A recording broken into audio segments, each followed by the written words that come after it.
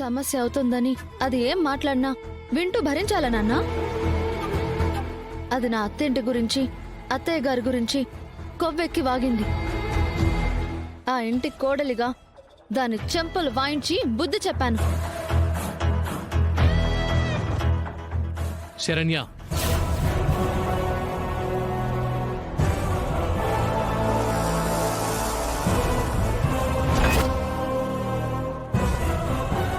ఏంటండి? సమీర ఇక్కడికి వచ్చిందా?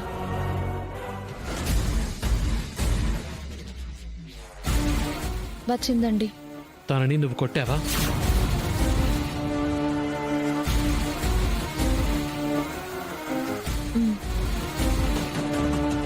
ఎందుకు కొట్టావు?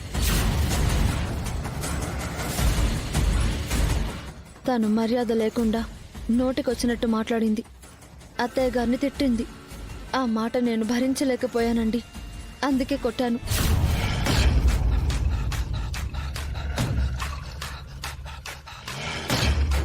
సమీరా మీద చెయ్యి చేసుకున్నందుకు మీరు బాధపడితే నన్ను క్షమించండి.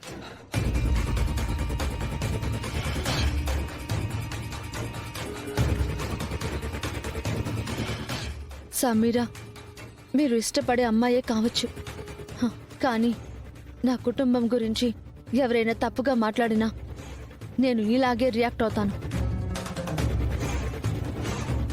ఇప్పుడు నేను చేసింది మీకు తప్పుగా అనిపిస్తుందని నాకు తెలుసు. అందుకు మీరు నన్ను శిక్షించండి, ఒప్పుకుంటాను.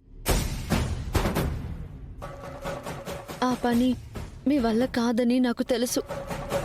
కావాలంటే ఆ శిక్ష కూడా నేనే వేసుకుంటాను. ఇదిగోండి, ఈ చేత్తోనే సమీరాని కొట్టాను. ఈ చేతికి శిక్ష కూడా వేసుకుంటాను.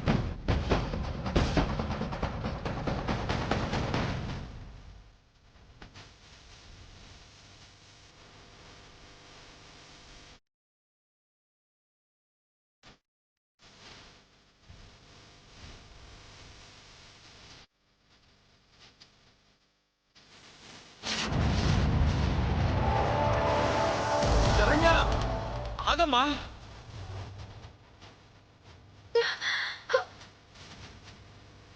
శరణ్య, శరణ్య,